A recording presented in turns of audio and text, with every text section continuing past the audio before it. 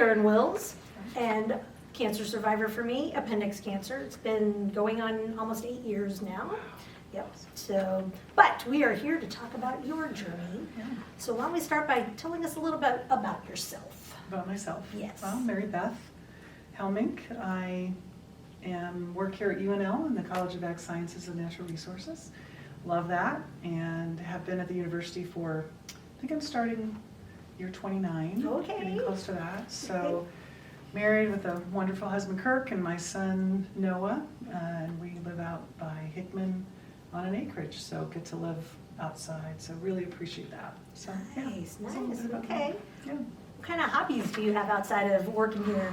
I would say pretty much anything Husker sports. Okay. I have 7 brothers and 1 sister, so Wow. sports was a little survival for me as a younger person. You know, and actually working with student athletes, you know, you kind of start watching what they're doing. But Yeah. I would say that, and I'm pretty involved at church, so work with the youth choir in the summer. They're high schoolers, so Okay. that's a real joy for me too. I gotta ask which church? Lincoln Berean. Oh, okay. Lincoln Berean. Yes. So yeah. Out on 84th. Yes. Yes. Yeah. Fabulous. Yeah. Okay, so we're gonna dive right in Okay. and share your cancer story with us. Sure. How you would like to go about that. Yeah. I would say that started for me in the really August of 2023. Started having some irregular symptoms, and so my general doctor's like, well, let's try this. It was all GI stuff. Yeah. And then in February, early February of 2024, had a Mhm. colonoscopy. Get your colonoscopy. Yes.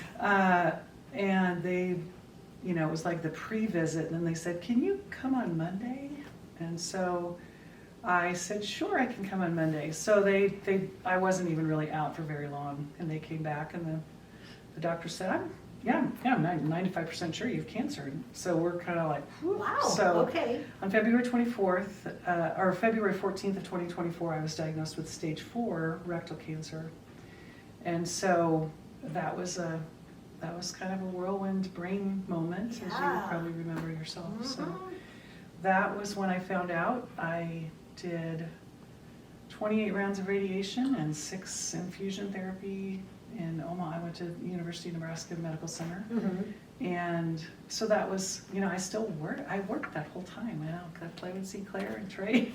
And I think it was a great distraction. But Yes. made it through that and had surgery on October 7th to remove the remaining tumor. And all my tests would go they almost all went to 0. So that was pretty cool when That's they were great. doing all the CT scan and Yeah. all that stuff. So had the surgery on October 7th, and he came in on that Thursday and said, we got it all. So Wow. I had to wear an ileostomy bag, which was so that my colon could all recover and my rectal area could all recover. Yeah. And so I had that till January 30th. I had my second surgery, so I'm all connected again. Hey! So it was a whirlwind, but it was just a really Yeah. busy year. Yeah, it was a really busy year. Congrats. Yeah, thank That's you. wonderful. Yeah. So as you're on this journey, what was probably the most difficult part? Probably the most difficult was, trying to be in the moment, maybe, Yeah? of, everyone is really focused on you Yeah. when you have cancer. And so just trying to embrace that people really care about you. Yes. But also just moving on, going to work, doing the routines of life. Yeah. I think difficult was being willing to be misunderstood.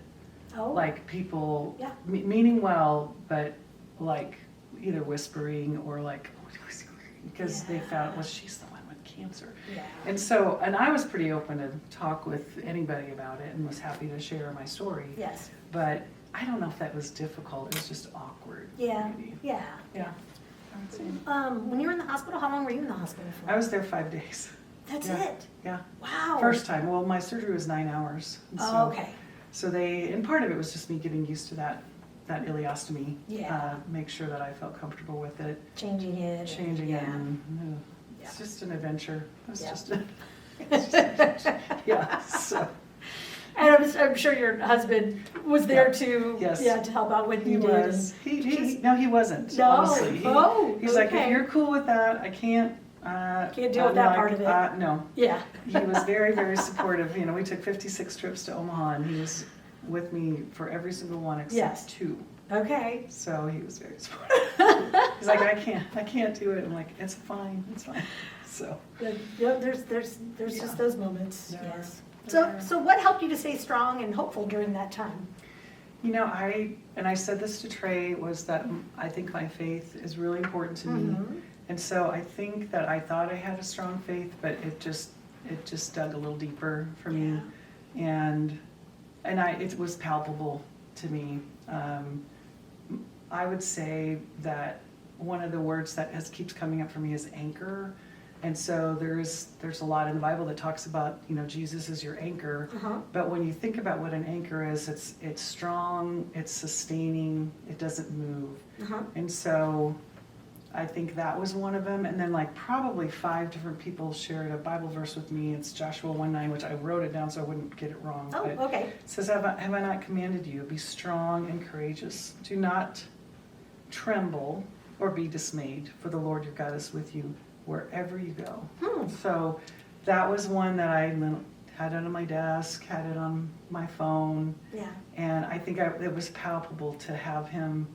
You know, I did radiation 28 days in a row, basically, except Saturday and Sunday. Yeah. And so it was only like Wow. 3 minutes.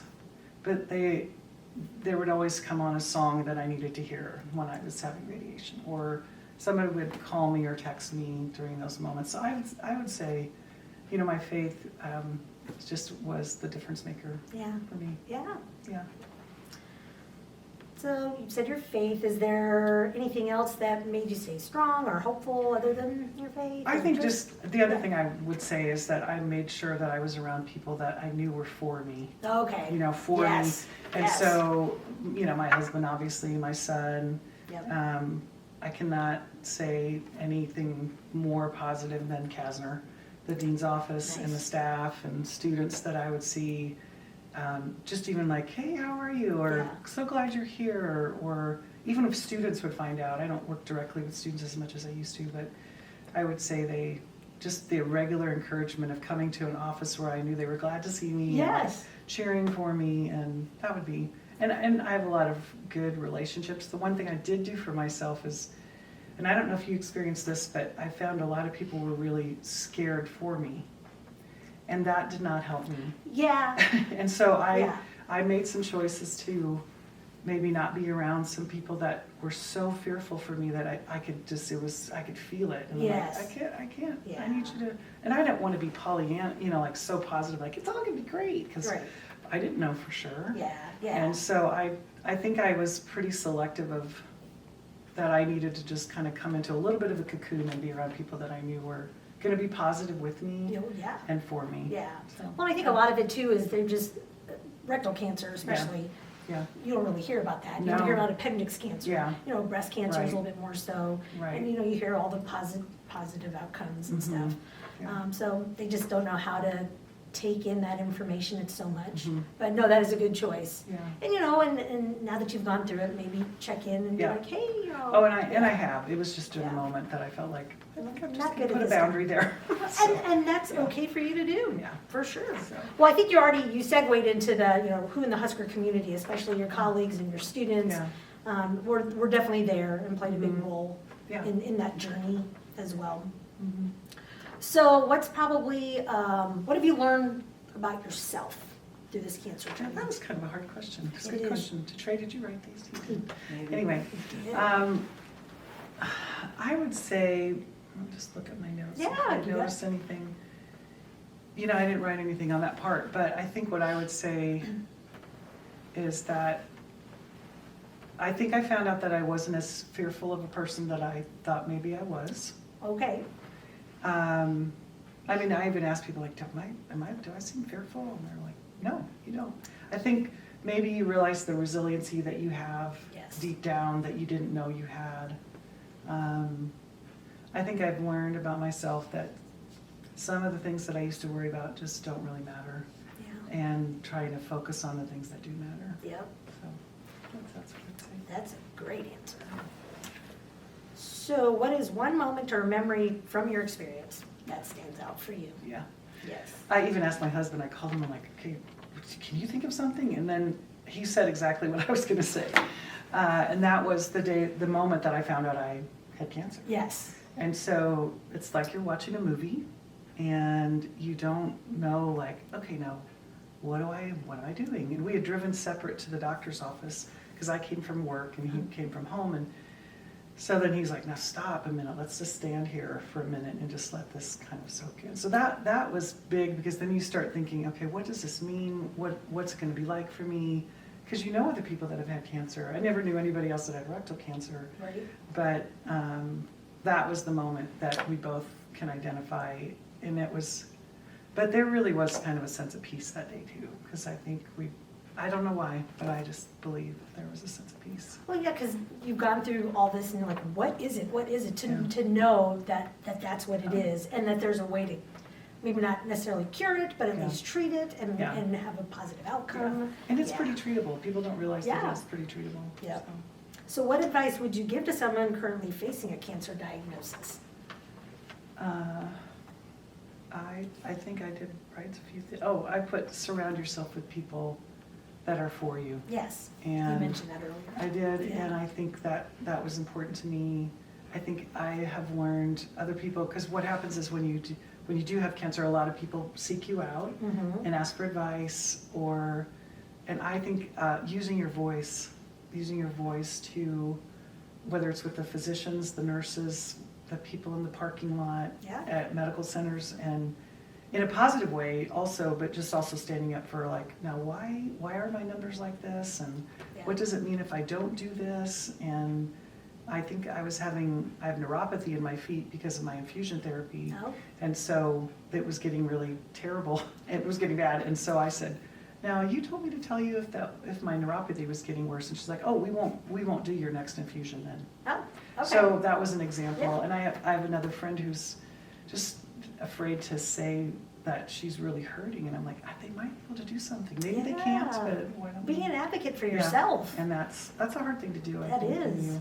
So that would be one thing I would say, and Yeah. just I've had so many people say that if you're, just stay positive, and I think that really did help me. Yeah. To stay positive, Yeah. and again, my faith was super important. Nice, nice. Yeah.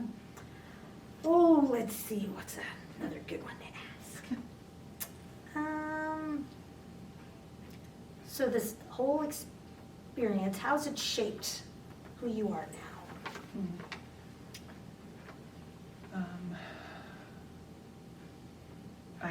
Boy, that's a great question, Karen. I think it's shaped me, it's helped me to know even more of who I am. Mm-hmm.